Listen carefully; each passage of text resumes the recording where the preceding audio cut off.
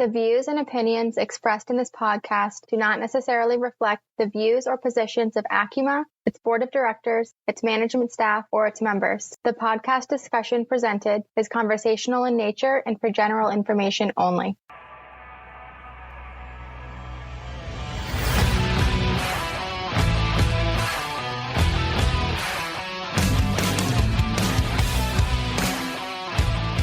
Hello and welcome to ACUMA's On Point podcast, a series focused on sharing the stories of people who are making a positive impact in the credit union mortgage industry. I'm your host, Peter Benjamin. We have another great episode planned for you today, but before we get too much further, let's get a quick update from ACUMA. Hey, Cameron, what's going on? How are you doing today? I'm doing great. Thanks for asking. Of course. So, as always, very busy. We just wrapped up one of our workshops. March, really the first quarter has been just nonstop for us. But what else? So what has happened in the first quarter for us, besides that workshop? But what do we have planned ahead? Of course. So we did just launch our Young Professional Network. The first meeting was in February. So you'll definitely want to stay tuned to our next one in Q2. And then, as you said, we just wrapped up our first workshop of the year in Dallas, Texas. It was great. And then we have another one coming up in June in Louisville. So you won't want to miss out on that. Okay. Now, that workshop was your first one, right? You think when you first started, you were pretty much thrown right into annual. The first workshop was that Dallas workshop was your first one, right? Yeah. So I started about a month before annual in 2022. So first workshop, looking forward to the next one. It's an experience, right? It's awesome, right? It's like annual, but just as much stress in a shorter amount of time, right? It's like a mini annual, but great speakers, great sessions, and people enjoy it. Okay. Is there anything else we have going on? Yes. So we actually have our brand new regional summits. Our first one is in April in the DC area. It's open to credit union attendees only, and it's free to attend. And then we have another one of those in Denver in May. Okay, we have then with the first one, the first April summit's just in a few weeks, right? Yes. Okay. We look forward to seeing you there. Okay, awesome. Well, of course I'll be there. Yeah, of course.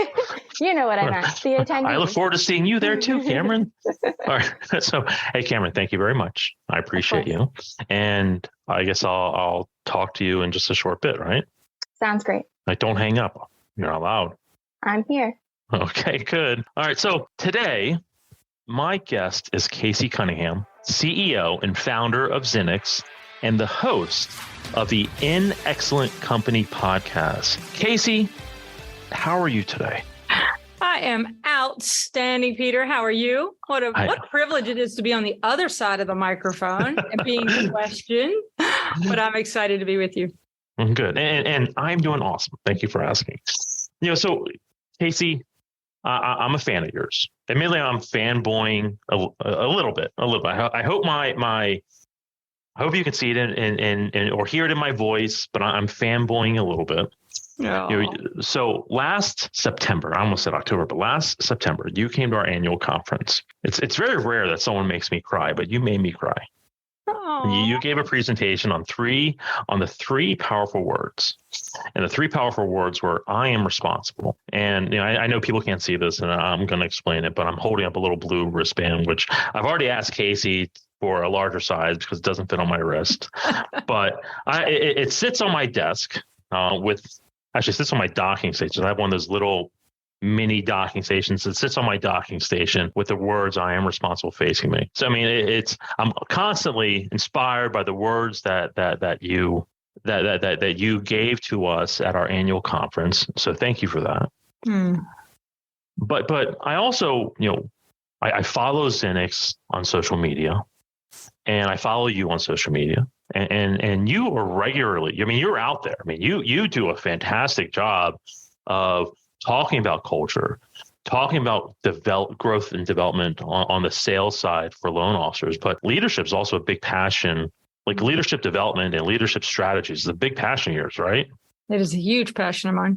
Okay. And correct me if I'm wrong. I think I was going to make a joke. I won't make a joke. I won't make a joke. I was going to say that your husband's in the Navy, but I know he's like Air Force. You're pulling punches now. I'm going to have to defend his honor. Air Force. Listen, I showed you my cards. I wasn't going to do it. You're I wasn't going to do it. I was going to tell you, if he was on the call, he said, so you couldn't get into the Air Force, so you picked the Navy. I got it. That's right. It's leadership. It's not just you. It's the family. It's leadership and it's part of your family culture. It's part of the culture that you establish at XINNIX. And I love hearing the words that you share. And so the idea behind today's podcast, I want to get your thoughts on leading today. Like when I say leading today, like it's 2022 was very interesting. Right. 2023 has already started off to be interesting. So I want to get your thoughts on leading today.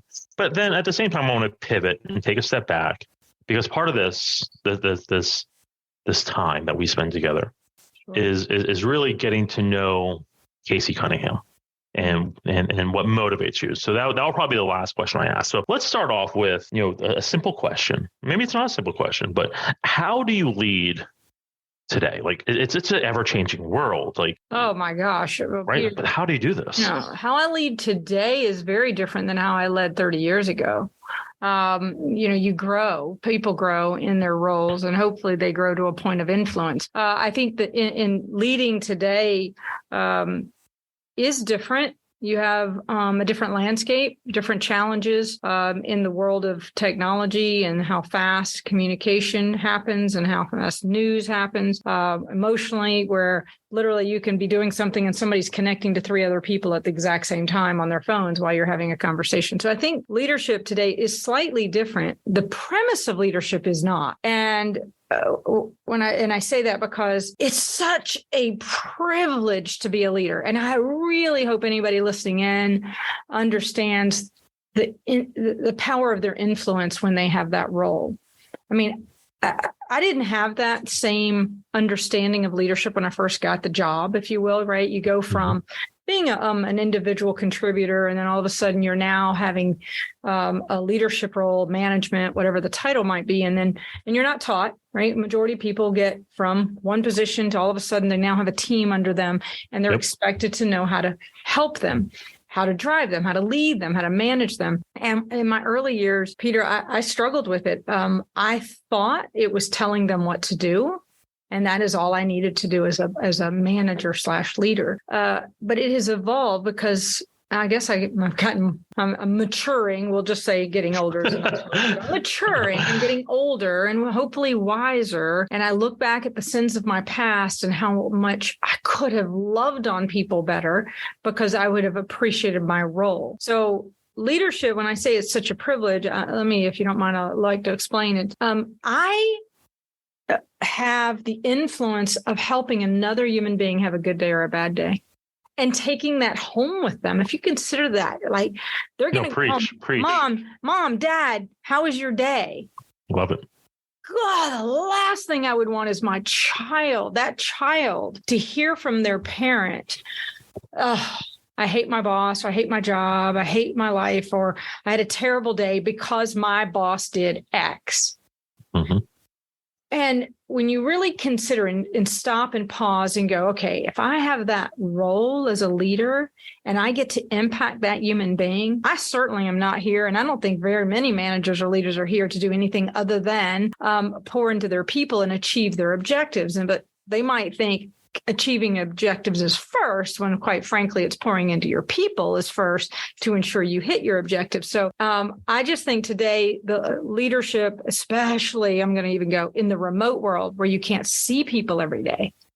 And you're like, oh my gosh, because of the flexibility that's happening, which is a beautiful thing. Talk about quality of life and the ability for me as well to have a quality of life where I can work from home when I want, et cetera. But I think leaders today should never get the job of leadership or manager, whatever the title is, until they understand the significance of that role. And once you understand the significance, then you'll pour yourself into learning it and being better at it. Right. And knowing that I want at the end of every day at around that coffee table / around the dinner table when the kids, adults are talking, that they would reflect that because of the leadership that they report to, they're a better person. In many ways, we are a reflection on the leadership that we've had in the past, right? So, we grow into these leadership roles because whether it's you're a good leader or a bad leader, and I hate there are bad leaders out there, as a reflection of who you were led by, right? We almost like mimic. It's part of the culture. It's almost mimicked, right? But at the same time, I want to take a step back. You mentioned a remote world, right? It's not easy, leading or even managing in a remote world, right? It's not like I can, walk down the hall and say something to one of my teammates, what's going on, right? It's a quick, instant message on Teams or a quick phone call or another Zoom meeting or something like that, right? And so that factored in with, here we are, 2023 coming off again, an interesting year, 2022, ups and downs, a lot of downs for a lot of people, right? Sure. And here we are, still relatively new into the new year, we'll say wrapping up the first quarter. As a leader, you've established an organization that is seeing success, right? But I imagine you don't seem like the type of person who just sits back on your laurels and thinks everything is fine. I don't get me wrong. I could be stepping out of bounds, but you seem like someone who's always trying to improve you and your organization. That's a good conclusion, by the way, for sure. Okay. I'm leaning in for sure. So how do you get in today's world as a leader? How do you gain that continued buy-in from your team, knowing that there's a lot of ever-changing factors around them, right? It's the world's changing nonstop, but you have to continue to evolve. So how do you continue to gain their buy-in to want to continue that evolution? That's actually, I'm going to say a little simpler than you may realize, or most people realize, but I say it's simpler. The words I'm going to share you are simple, but doing it is the more complicated part, right? So you get buy-in when you have trust. Mm-hmm. You get trust when you have a relationship. And again, I'm sort of a lesson of the sins of the past, thinking buy-in happens as a result of you've earned it. It wasn't a statement. It was over a period of time. When you consider the world of relationships, you don't typically immediately trust somebody at the first minute, but you gain trust. I've done a lot of things in my life, and in my learning of the buy-in, it's really knowing who works with you, how to communicate effectively to them. And whenever you make a decision and you want buy-in, you need to make sure that there is I'm not looking for consensus, because quite often I've had to make decisions that was against everybody else's opinion, but there was a trust factor because I didn't just assume they would agree. I actually, I'm going to call it, we're a sales and leadership training company, that there was a clear communication as to the why. People want to know the why. And like, you remember as kids, your parents would tell you to do something and you would go, but why? And you don't ask me why, just do what I tell you to do. Well, but I'm in that phase. I have a 5. My oldest is 5. Right. Why? I mean, it's just nonstop. Why? Why do I have to feed? Our dog's name's Bubba. It's like, why do I feed Bubba? Well, are you serious? So you go back, and now we're as adults, and you ask your employees, or you tell your employees, hey, we're going to do X. Mm-hmm. They're naturally going to do what our kids are doing, and they're going to go, why?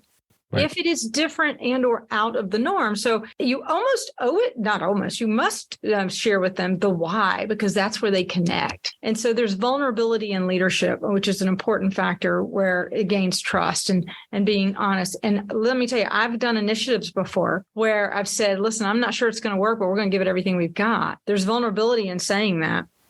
And then there's the buy-in. I can give some very tactical things about how to create buy-in as well, but I have to just caution everybody is, do you have a relationship with your people? And if the answer is yes, quite often they trust you at this point for the buy-in. But anytime I'm going to do something big, Peter, and this is anything, what I would recommend to anybody listening in, is if you're going to do anything of substance that you need buy-in, like you are concerned without it, it will not work, is I've always created an advisory team that are the most influential voices within the company.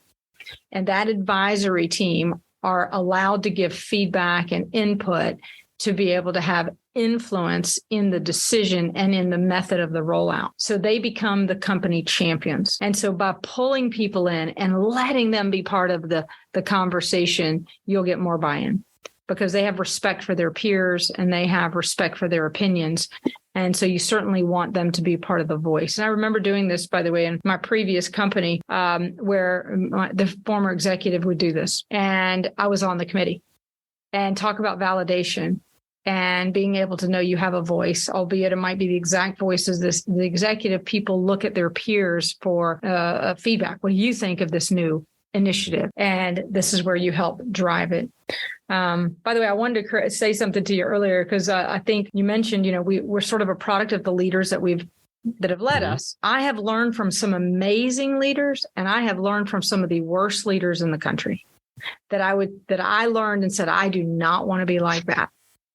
And so when you report to someone you don't want to be like, be cautious, because you will eventually become just like them. Yep. And so I've walked away from leaders intentionally because I said, I don't want to ever treat anyone that way or speak about anyone that way because it didn't feel good on my end. And so I would say I've learned from both the good and the bad over the years. But then that's an interesting point, right? But not everyone's as fortunate to be able to walk away, right? So I guess the takeaway from that is, if you believe in good leadership and you believe in good moral standards and treating people the way they want to be treated or that you want to be treated, sure, right? The true golden rule. You have to stand behind your morals. You have to stand behind the leader that you want to be, regardless of what, or almost despite that bad leader, right? Sure. Because it's better for you in the long run. Sure. It's better for your sanity. And it's better for your team. And as a leader, we have a fiduciary responsibility, like you said earlier, to take care of the people that are within our purview, right? Sure. So you said something on trust. I'm gonna give a quote. Ernest Hemingway. He said the only way to trust someone is to trust them. Like that's the quote. The only way to trust someone is to trust them. But that's not always the case, right? You can't just blindly trust someone all the time. Sure.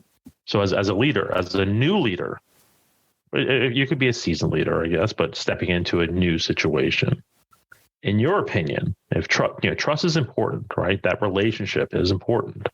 What are some small things that someone can do to start gaining that trust? Where do you start to get that trust? Trust requires predictability. I want to make sure everybody hears that clearly, that you gain trust by being consistent. I've had many people say I had the worst leader possible, but I always knew they were the worst leader. The leaders that are inconsistent, where they don't know that their words actually mean something, are the biggest ones to have a difficulty in trusting. So it requires that if you say you're going to do something, you do it. That's an easy one. Follow through, right?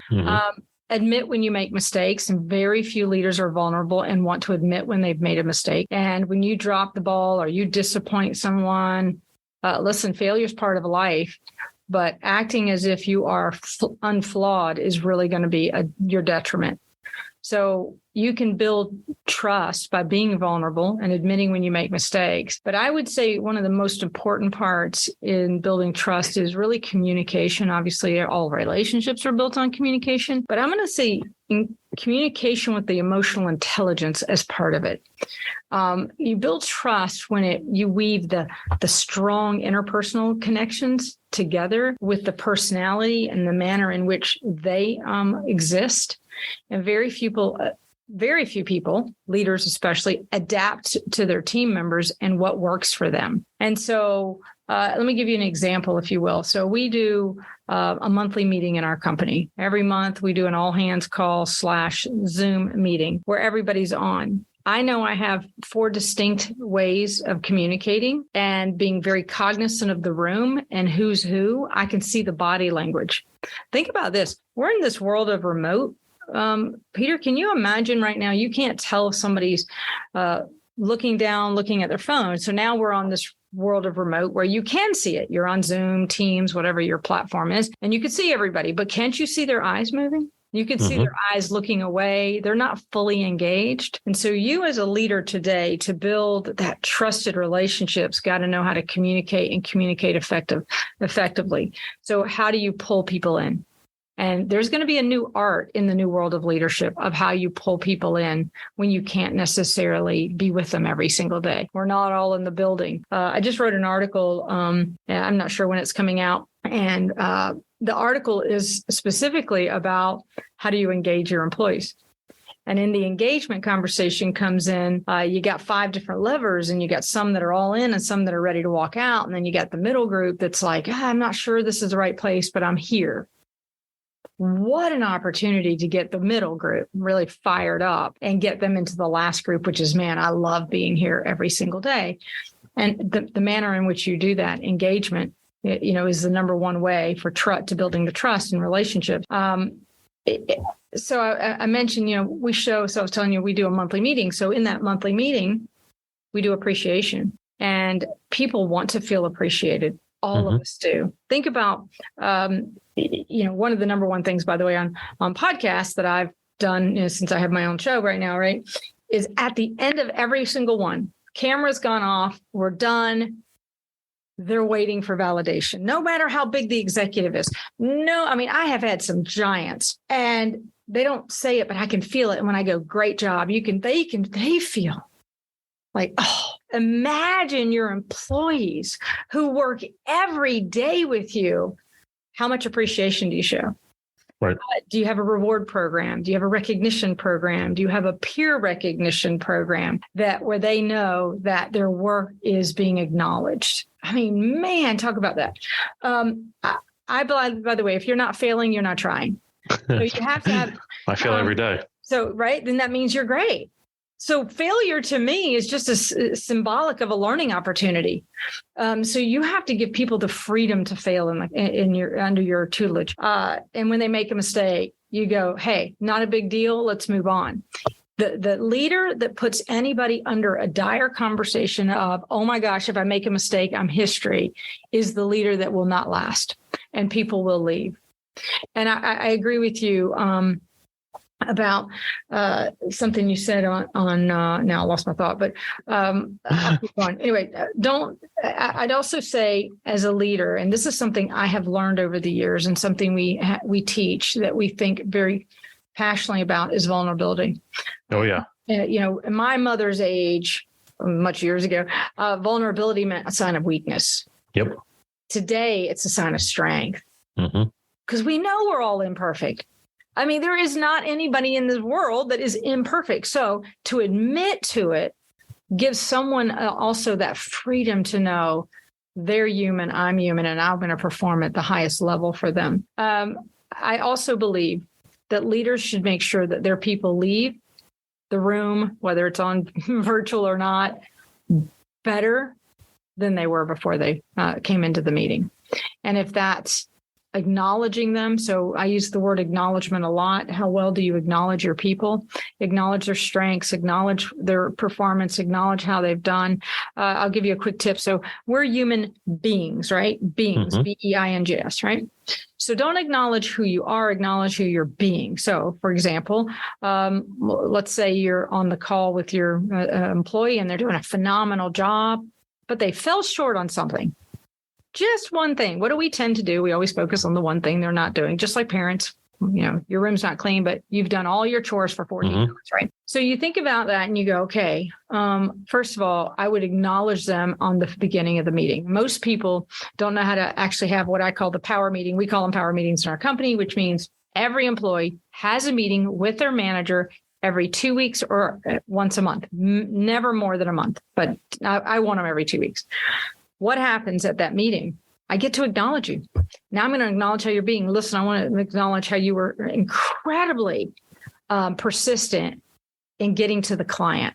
You were being persistent, not just great job on getting to the client. You can hear the difference because I'm going to get more of what I acknowledge. So if I acknowledge you being persistent, if I acknowledge you being disciplined, if I acknowledge you being detailed, they're thinking, oh, and you can see it. I'm not kidding. You can see the body language when you give the acknowledgement, and it changes the course of the conversation because then I can have a great meeting with you.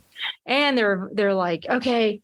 And the meeting makes it where it's comfortable and easy for critique / conversations. But when you set clear expectations, you'll build great trust with relationships because people want to know exactly where they're supposed to go. And so I would say over communicate, put a reward system together, acknowledgement, set clear expectations, be vulnerable to your people.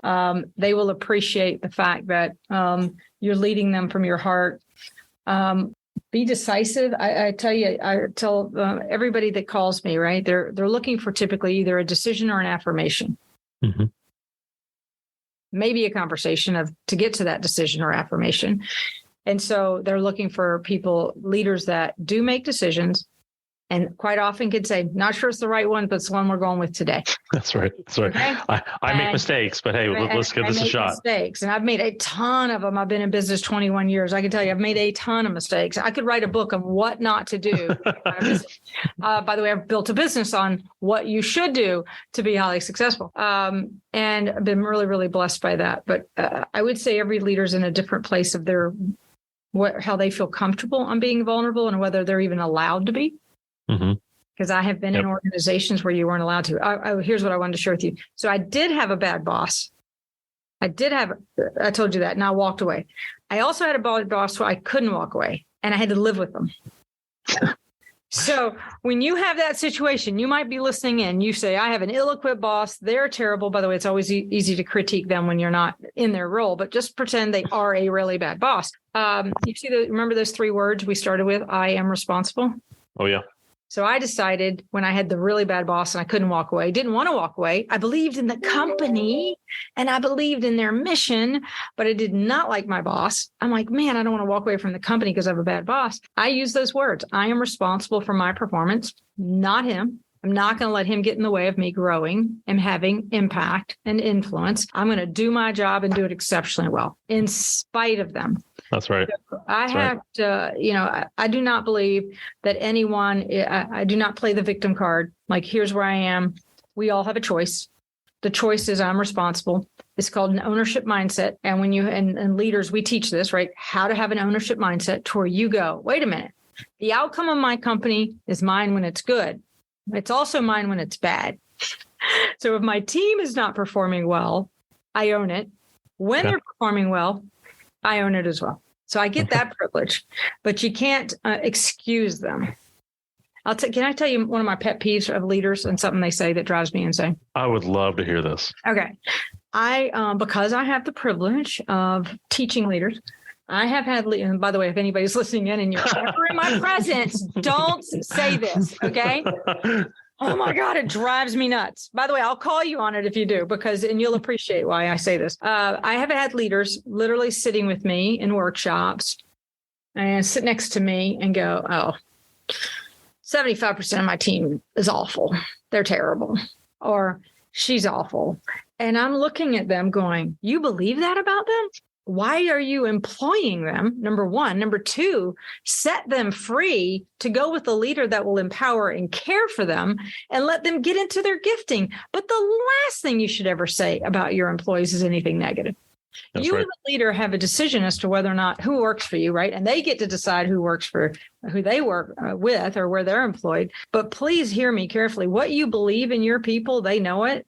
And they're going to perform at the level of what you believe in them. So I'm going to tell you now, if you don't believe they're outstanding, you owe it to them to ask them to leave, or you need to leave. Agreed. We're in life. Listen, we got how many, 24 hours in a day? How much time are we together at work? Don't you want people around you that you enjoy being with, that you believe, that make you a better person? I spend more time talking to my team than I do my wife or my kids. Yes. And when you brainstorm, it's not like, oh, I got to brainstorm with so-and-so because she's terrible. I get to be with people I love to be with. So one of my rules, by the way, is take them to dinner before you hire them and make sure if you like to have them at the dinner table, then you'll love to have them in your company. So that's a great idea. No one took me to dinner. Oh, man. Well, here's, I think building trust, it's not easy, but it's easy. It's making a decision to really love on your people, care for them, value them, and making sure that they know that you're in life with them, that they're not under you, but they're with you. Anyway, I don't know if that answered your question. That was no. And some. Now, I will say, I do want to transition real quick. Okay. But before I make a transition, just to get a quick snippet of who Casey is, you said something that I love, and it's something that even when we raise little kids, right? This is like a fundamental thing that we do. Sure. Right. I'll use my kids as an example. I have twin girls that are 2.5. Actually, I shouldn't say they're 2.5. In April, a little over 2.5. In April, they'll be 3. I have a son who's 5. So really young. But whenever someone does something for them, it's always like, did you say thank you? Right. Mm-hmm. Or whenever, whenever they want a snack and I hand them a snack and the ask is, what do you say? Thank you. Right. As adults, we often forget that, right? Especially in the workplace. Mm-hmm. But so I love that you said that, because thank you, and even showing appreciation is such a powerful thing that is often overlooked. And it's not even overlooked. It's just forgotten about in the day-to-day busyness that we go through on a week in, week out, right? The capital T truth is that sometimes a simple phone call, simple email, simple text, wrapping up a Zoom meeting and saying, hey, thank you. Really appreciate the help.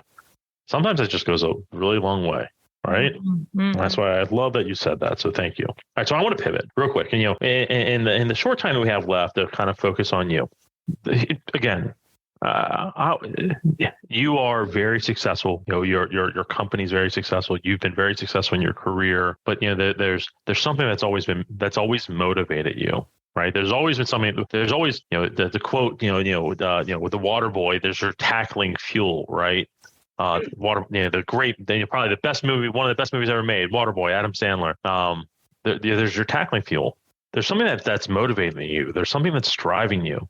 What is it? What is that thing that motivates you day in, day out to put one foot out of bed, then the next, and get up and go tackle the day? What is it? Whew, that's a deep and hard question. I'll try to give the best answer. Maybe it's fear of failure. I don't know if that's it. I don't know if I can't even conceptualize not winning in whatever I do. And maybe I was born to that. I think my childhood drives me. My father passed away when I was very young. Yep. And I watched my mother struggle. She was widowed with 5 kids at the age of 41. And I was 9 years old. I'm going to guess that's probably the driving force, because I watched how hard it was and I lived through it. And I said, I would never, ever be that vulnerable like my mother was. And so I'm guessing that my mother said I was competitive as a kid and I always wanted to win and everything's a competition in my life. And I don't know if it triggered from when my father passed or if I was just born with it. I certainly have this fear, hopefully it's normal, not wanting to fail. And my mother, she brainwashed me into believing that the only option was to be the best. And I think from the time I was born, all I could ever hear her say is, I don't care what you do for a living, just be the very best at what you do. And if you're going to do anything, be the very best. Well, I translated that to being number one and to winning. So there's a healthy part of that and there's an unhealthy. But anyway, I'm just answering your question. The unhealthy parts is we can have a second conversation about that. We need to go to counseling on that one. That's right. Anyway, I think it was my mom, if you had to boil it all down to. Well, thank you. And I appreciate you being vulnerable for a second for me. Casey, I enjoyed our conversation, and we're about that time where we need to wrap up. But before we do so, we have to transition to my second favorite part of this podcast. And so, Cameron, how are you doing? Again, you ready for this? I'm still great. I'm ready. So today, here's what we're gonna do. We're gonna do, trivia. Okay, so as I mentioned to you, or before we hopped on the podcast, this segment can be trivia based. It can be fun facts. It can be weird statistics. It can be bad dad jokes. You name it. By the way, the bad dad joke one was Cameron's absolute favorite. I personally think that she did not make me the winner because I made her do this. Okay, hold on. Before you start, is this a competition? I need to know. Am I going up against this young guy here? You are. Oh, You are. dear gosh, So okay. we will see. Who knows? There's some random trivia, but we're gonna start with an easy one for you, Casey. Okay. This one, I'm gonna call this one a Casey layup. It better be right. So here we go. Remember that fear of failure we just talked about? Here we go. All right. So Okay. Here is it. Here's the layup. And so I'll ask the question. Then Casey, since you're our honored guest, Mm-hmm. you get to answer first, All right. and then Cameron gets to go second, and then we'll see who wins. Okay. All right. No, we'll do a handful of these. I'm going to write down the answer before you tell me because I think I know it, but go ahead. Okay. In the state of Georgia, it's illegal to eat what with a fork? Grits? I don't know. What is it? No All idea. right. All right. So you got Am I grits. supposed to know this? You should. Grits. It's illegal to eat. What with a fork? Is this in the law books? I think you're making this up. I'm not. This is. Cameron, I'm do not. Oh, you know it? I don't know. I'm going to guess a peach. A peach? Yeah. Grits and peach. All right. So in the state of Georgia, it is illegal to eat fried chicken with a fork. Oh, that is so full of it. Where did you get that stat? I don't Interesting. agree. I have this amazing trivia engine that I just. Whoever gave you that, they were wrong. All right. So this trivia engine, I won't say the name of it. I was already yelled at for mentioning another organization by my marketing people. I won't mention this one, but I'll say the wrong. Okay, so let's do a few more. All right, so a better one. Give me a better one. All right. Okay, here. What is measured in Mickeys? What is measured in Mickeys? Measured in Mickey's? Going to Disney World? I have no idea. Mickey's? Okay, Mickeys. Okay, it's going to Disney World. Rides at Disney World. Okay, you guys are sticking with Disney. I like it. Mickey's. All right. The speed of a computer mouse is measured in Mickey's. Okay, if anybody knows this is listening, right, Cameron? I don't think anyone knows. Someone has to know. I mean, someone obviously named it a Mickey. Someone has to know. Speed of moving a computer mouse? Is that right? The speed at which a computer mouse moves is called a Mickey. Okay. Can I ask Cameron trivia? Because she's younger than Gilligan's Island is or something. Okay, so here's another one. All right, this can be a good one. What Benedictine monk invented champagne? What Benedictine monk invented champagne? Casey or Cameron? Doesn't matter. I'll let Cameron go first on this one. All right, Cameron. I have absolutely no idea. Absolutely. I'm trying to come up with the name of a champagne. They named it after him or something, but I have no idea. All right. Did you know that before you saw this trivia, Peter? This one, actually, I did. The Georgia one, no. The speed of a mouse, no. But this one I actually knew. This one I knew. Brutes. I don't know. Brute. Okay. Cameron, are you sticking with I don't know? Yeah, I have no idea. All right. You're going to kick yourself when I say this. Dom Pierre Perignon was a Benedictine monk, and he invented champagne. I could see Dom Perignon. I said it was after the name of a champagne. So I got a point on that one. You got a point. All right. So Casey is in the lead with one, and we'll say half a point. I'll give a half. Okay. Half point. Cameron has nothing. All right. So, last question. So this I think this one's common knowledge. We'll still ask it. Where were the fortune cookies invented? Give me a city, actually. Has to be a city. Where were fortune cookies invented? Tokyo.